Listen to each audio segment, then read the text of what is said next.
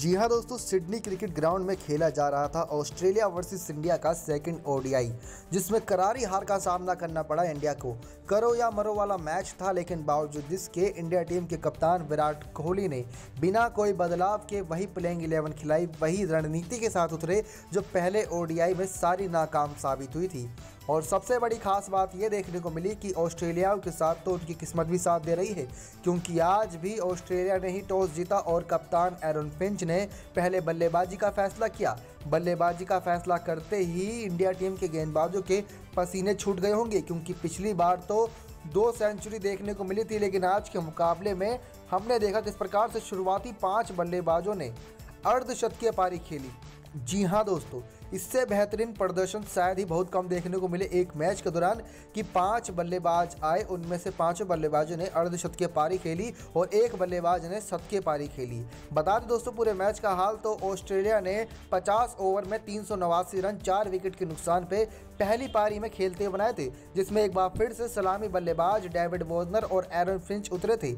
सबसे ज़्यादा नुकसान की बात थी ऑस्ट्रेलिया के लिए कि आज मार्कस स्टोइनिस नहीं खेल रहे थे, जो कि आईपीएल में अच्छे फॉर्म में नजर आए थे। उनकी जगह मोजिस हेनरिक्स खेल रहे थे। और दूसरी तरफ इंडिया में कोई बदलाव नहीं था, जहां पर उम्मीद तो ये की जा रही थी कि चलिए कोई बदलाव नहीं किया गया, लेकिन बैटिंग ऑर्डर्स में थोड़े बदलाव किए जाएंगे और केएल राहुल को ओपनिंग करने का मौका मिलेगा, लेकिन वो सब कुछ नहीं देखने को मिला। अब डेविड वॉर्नर और एरन फिंच बल्ले के साथ उतरे थे मैदान पे और मौसम भी काफ़ी अच्छा था, लेकिन धीरे धीरे ह्यूमिडिटी काफ़ी बढ़ती, तो इसलिए एरन फिंच ने पहले बल्लेबाजी का फैसला किया और बल्लेबाजी का फैसला करते ही डेविड वॉर्नर अपने घातक अवतार दिखाने लगे, क्योंकि इन्होंने 77 गेंद का सामना करते हुए 83 रन की पारी खेली। आज भी अपनी शतकीय पारी से चूक गए, लेकिन इनकी इस पारी में 7 चौके 3 छक्के देखने को मिले।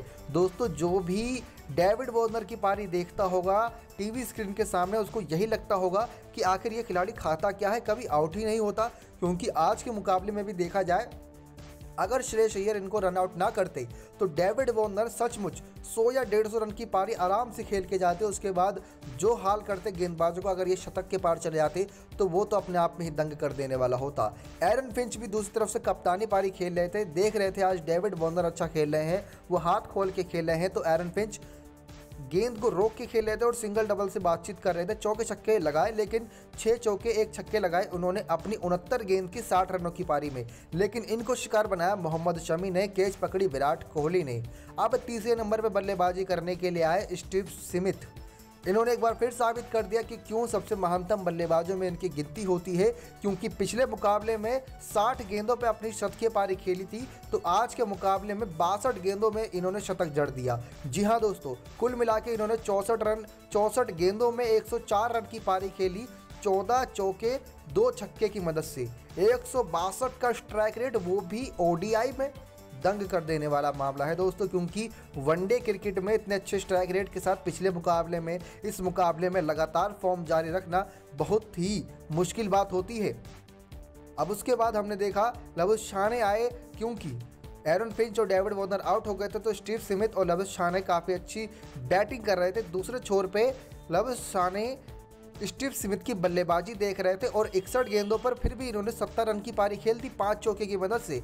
यानी कि कुल मिला के भारतीय गेंदबाजों का जो हौसला अफजाई है, जो कॉन्फिडेंस है, जो मोरल है, पूरी तरीके से डाउन है। उनको ज़रूरत है एक ऐसे मोटिवेटर की, एक ऐसे लीडर की जो उनको लीड करे कि कब किसको किस समय गेंदबाजी करनी है, जिससे कि गेंदबाजों का सही इस्तेमाल सही जगह पे सही रिजल्ट लेकर आए, ना कि कभी भी किसी से गेंदबाजी करवाना एक बड़ी नासमझी कही जा सकती है। विराट कोहली पूरी कोशिश करते हैं अच्छी कप्तानी करने की, लेकिन कह सकते हैं कि किस्मत उनके साथ नहीं है, क्योंकि जसप्रीत बुमराह जैसा महानतम गेंदबाज जब मार खा रहा हो, जिसके ओवर में हम देखें कि किस प्रकार से बहुत ज़्यादा पिटाई करी थी इन सभी ने, क्योंकि 10 ओवर में 79 रन आए थे। भले से ही एक मेडन ओवर डाला हो और 1 विकेट ली हो, लेकिन 10 ओवर में 79 रन जसप्रीत बुमराह के कोई छोटी बात नहीं। अगर इनका इकोनॉमी देखा जाए दोस्तों तो 4 साढ़े 4 के आसपास का दिखाता है, लेकिन अगर 10 ओवर में 79 रन जसप्रीत बुमराह को ही पड़ रहे हैं तो बाकी गेंदबाजों का हाल बुरा हो जाता है। और दूसरी तरफ मोहम्मद शमी जो हर मुकाबले में 2-3 विकेट लेते हैं, वो भी विकेट लेने में चूक जाते हैं। लेकिन सबसे ज़्यादा अगर चौंकाने वाली और हंसने वाली बात है तो वो है ग्लेन मैक्सवेल की। वो ग्लेन मैक्सवेल जिसने पिछले आईपीएल के अगर 100 गेंदों को मिला लिया जाए तो एक भी छक्का नहीं मारा, लेकिन पिछली 29 गेंदों पे बात करें ग्लेन मैक्सवेल ने इस मैच में 63 रन की पारी 4 चौके 4 छक्के की मदद से 217 के स्ट्राइक रेट से खेली। दंग कर देने वाला है दोस्तों ग्लेन मैक्सवेल की ये पारी, क्योंकि ग्लेन मैक्सवेल ने 29 गेंदों पर ही 63 रन की पारी खेली। देखा जाए तो डेविड वॉर्नर ने 83 रन मारे, एरन फिंच ने 60 रन मारे, स्टीव स्मिथ ने 104 रन मारे, लविशाने ने 70 रन मारे, ग्लेन मैक्सवेल ने 63 रन मारे और मोजिस हैंड्रिक्स जब आए बल्लेबाजी करने के लिए तो एक गेंद इन्हें भी खेलने को मिली और 2 रन उस पर भी ये मार के चले गए। अब ऐसे करते कराते 50 ओवर में 389 रन बना दिए थे। लग रहा था एक समय पे कि ये स्कोर 400 के पार जाएगा। ग्लेन मैक्सवेल जिस प्रकार की बल्लेबाजी कर रहे थे, बार बार मौके मिले। आज के मुकाबले में भी खराब फील्डिंग का प्रदर्शन हमें विराट कोहली की तरफ से और रविंद्र जडेजा जैसे बेहतरीन फील्डरों के हाथों देखने को मिला। इनसे उम्मीद नहीं करते ये भारतीय फैंस की ऐसी फील्डिंग करेंगे, ऐसी गेंदबाजी होगी। बल्लेबाजी पक्ष की बात करें तो दोस्तों फिर से एक बार कहीं ना कहीं कोई माने या ना माने, या विराट कोहली या कोई और टीम का सदस्य माने ना माने, रोहित शर्मा की कमी खल रही है। दोस्तों अगर देखा जाए रोहित शर्मा और शिखर धवन की जोड़ी एक ऐसी जोड़ी है जो हमेशा ही हाई स्कोरिंग मुकाबले में बेहतरीन परफॉर्मेंस करती आई है। शुरुआत ये दोनों एक अच्छी दिलाते हैं रोहित शर्मा और शिखर धवन, लेकिन अंत रोहित या शिखर धवन में से कोई ना एक बल्लेबाज करता है जिसकी बदौलत मैच जीत पाती है टीम। लेकिन अब देखा जाए तो मयंक अग्रवाल और शिखर धवन बल्लेबाजी करने के लिए आए और आज के मुकाबले में लग रहा था कि पिछली गलती से सीखकर केएल राहुल को ऊपर उतारा जाएगा, क्योंकि केएल राहुल ने आज के मुकाबले में टीम की तरफ से बहुत ही बेहतरीन पारी खेली नीचे आके। जी हाँ दोस्तों, इसलिए टीम के सभी कोच जितने भी स्टाफ मेंबर होंगे इसलिए इन पर भरोसा जताते हैं कि अगर इनको पहले नंबर पे भेजा जाए या फिर 7वें नंबर पे ये बेहतरीन परफॉर्मेंस दिखाएंगे, क्योंकि केएल राहुल का बल्ला काफ़ी चल रहा है 2020 में। लेकिन मयंक अग्रवाल की कोई ऐसी दिलचस्प बात नहीं जो इनको नंबर 1 पे खिलाने वाली हो, क्योंकि पिछले मुकाबले में भी ज़्यादा रन नहीं बना पाए थे और इस मुकाबले में भी ज़्यादा रन नहीं बना पाए। दोस्तों आईपीएल से इन्होंने अच्छा फॉर्म पकड़ा था, फिर वहीं से इनका सिलेक्शन हो पाया है, तभी मयंक अग्रवाल को इतना मौका मिल रहा है। लेकिन देखा जाए तो आईपीएल में कम गेंदें होती हैं, ज़्यादा रन बनाने होते हैं, वही कुछ हाल था, क्योंकि पहले ही ओवर में 2 चौके लगाए, उसके बाद चौके छक्के से बात करने की कोशिश कर रहे थे और 26 गेंदों पर 28 रन ही बना पाए थे।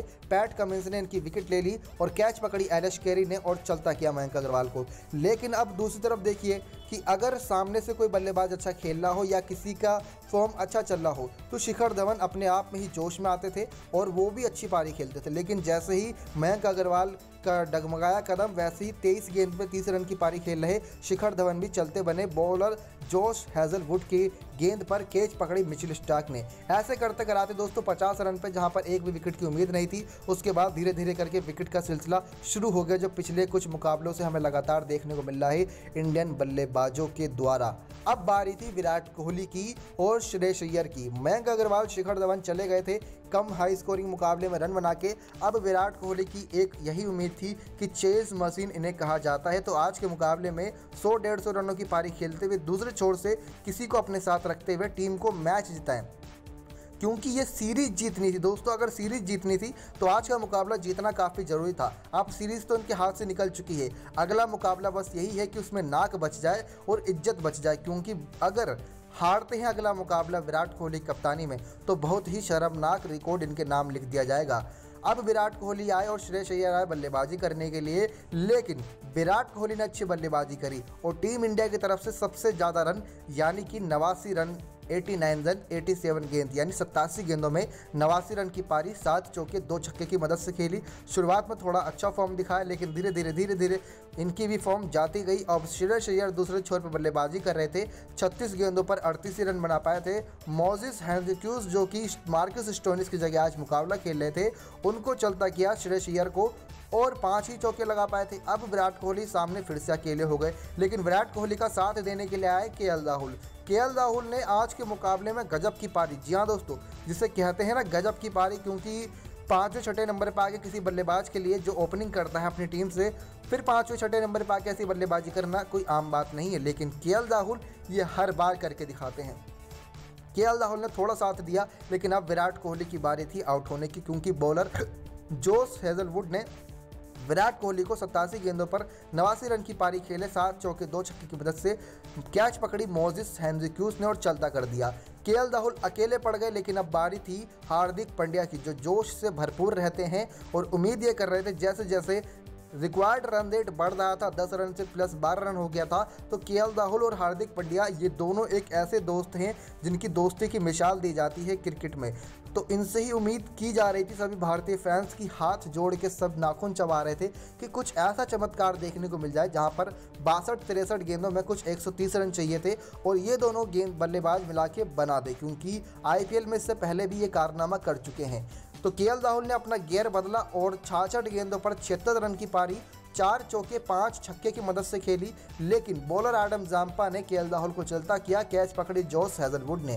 हार्दिक पांड्या से उम्मीद भी थी, लेकिन हार्दिक पांड्या आज के मुकाबले में शांत नजर आए, क्योंकि आज इन्होंने गेंदबाजी भी की थी। जी हाँ दोस्तों, एक अतिरिक्त विकल्प के रूप में जहां टीम इंडिया अपने गेंदबाज को ढूंढ रही थी, तो हार्दिक पांड्या ने आज गेंदबाजी की, लेकिन बल्लेबाजी में फ्लॉप साबित हुए। पिछले मैच में 90 रन की पारी बनाई थी, अगर आज भी ऐसी ही कुछ पारी खेल जाते तो टीम मैच जीत सकती थी, लेकिन शुरुआती क्रम के बल्लेबाजों की फॉर्म की तरफ देखें तो हार्दिक पांड्या ने फिर भी अच्छा खेला। 31 गेंदों पर 28 रन की पारी खेली, दबाव में खेली।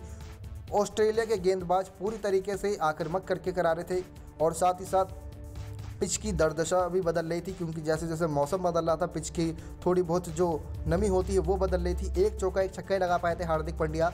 अब बारी थी रविंद्र जडेजा की। रविंद्र जडेजा ने पूरी कोशिश की, कह सकते हैं केएल राहुल, हार्दिक पांड्या और रविंद्र जडेजा, इन 3 बल्लेबाजों ने जितनी पुरजोर कोशिश हो सकती है वो भी की। विराट कोहली के चेहरे से साफ निराशा झलक रही थी कि इनकी 89 रन की पारी आज काम नहीं आएगी, क्योंकि 11 गेंदों पर 24 रन बनाए थे रविंद्र जडेजा और अच्छे पारी, और जब रिक्वायर्ड रन रेट 17 के ऊपर पहुंच चुका था तो रविंद्र जडेजा के पास लास्ट ऑप्शन यही बचा था कि वो सिर्फ बल्ला घुमाया, कैच गई ग्लेन मैक्सवेल के पास, ऐसे गया रविंद्र जडेजा का विकेट। अब उसके बाद बारी क्या थी, उसके बाद तो गेंदबाज ही बचे थे, तो ऐसे करते कराते टीम ने 9 विकेट खो दी। खुशकिस्मत की बात ये कि ऑल आउट नहीं हुए, क्योंकि आखिरी में युजवेंद्र चहल ने 6 गेंद का सामना करते हुए 4 रन बनाए। तो ऐसे करते कराते टीम ने अपनी नाक बचा ली, इज्जत बचा ली, लेकिन सीरीज तो हाथ से निकल चुकी है। पैट कमिंस ने 10 ओवर में 67 रन देते हुए 3 विकेट झटके। एडम जाम्पा ने 10 ओवर में 62 रन देते हुए 2 विकेट लिया। हेनरिक्यूस ने भी आज 7 ओवर में 1 विकेट लिया। ग्लेन मैक्सवेल ने 5 ओवर में 34 रन देते हुए 1 विकेट लिया। और जोश हेजलवुड, जो कि पिछले मैच के हीरो साबित हुए थे, उन्होंने भी 9 ओवर में 59 रन देते हुए 2 विकेट लिया। कह सकते हैं दोस्तों कि किस प्रकार से इंडिया टीम ने भी 338 रन बनाए, यानी पिच हाई स्कोरिंग मुकाबले की है।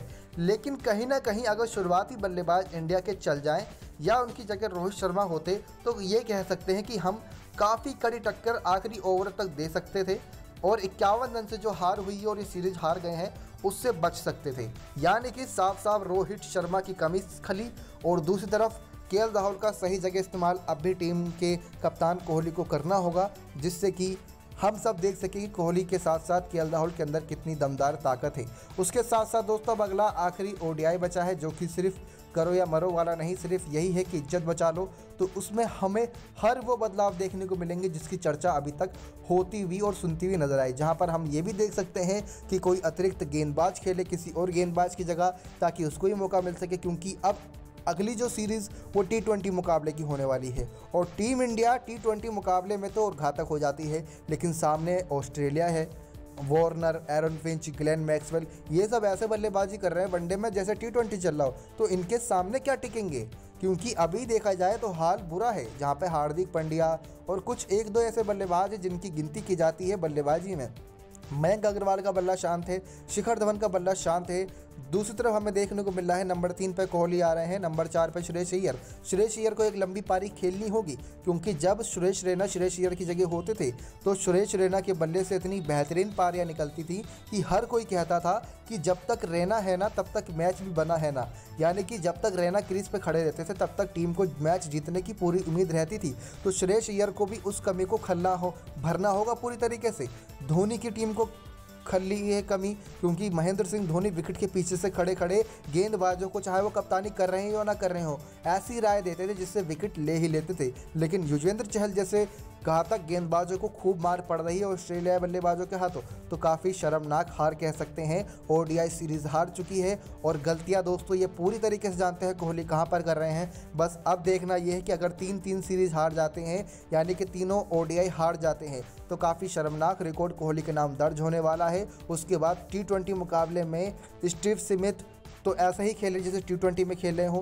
पैट कमिंस जैसे घातक गेंदबाज हैं, तो उम्मीद क्या ही करें कि टीम इंडिया क्या जीत पाएगी। लेकिन जीत, उम्मीद, दुनिया इसी पर कायम है। अब टीम इंडिया के सामने वन एंड लास्ट ऑप्शन ये है कि कुछ ऐसा बदलाव कर दें जिससे टीम को काफ़ी अच्छा फ़ायदा मिले, क्योंकि बिना बदलाव के टीम इंडिया नहीं जीत पाएगी, चाहे वो बैटिंग ऑर्डर्स में हो, चाहे फिर वो बल्लेबाजी या फिर गेंदबाजी में हो। नवदीप सैनी की जगह किसी और गेंदबाज को लाना पड़ सकता है, क्योंकि मोहम्मद शमी, जसप्रीत बुमराह तो फुल टाइम गेंदबाज इंडिया टीम के लिए फिक्स हैं, लेकिन नवदीप सैनी एक आजमाए गए हैं कोहली की तरफ से, उम्मीदों पर खरे तो उतर रहे हैं। लेकिन हाँ, कुछ बड़े बदलाव अब चाहिए ही चाहिए। कुलदीप यादव को क्या अगले मुकाबले में मौका मिलेगा? आने वाले मैचेस में ही पता चलेगा, क्योंकि हम आपको कल बताएंगे कि किस प्रकार से क्या होगी प्लेइंग 11 जो कि ODI 3 में खेलती नजर आएगी। तो दोस्तों ये थी second ODI Australia versus India Sydney में खेले गए मुकाबले की, जो कि आप सभी को सुनकर अच्छी लगी उम्मीद करते हैं। और हाँ, इस बात के लिए माफ़ी मांगते हैं कि अगर आप वीडियोस की उम्मीद कर रहे थे तो दोस्तों कई और कारणों की वजह से वीडियोस आपको नहीं दिखा सकते, लेकिन हाँ, ऐसी ही और अपडेट्स हम आप तक पहुंचाते रहेंगे। नेक्स्ट 9 स्पोर्ट्स की रिपोर्ट।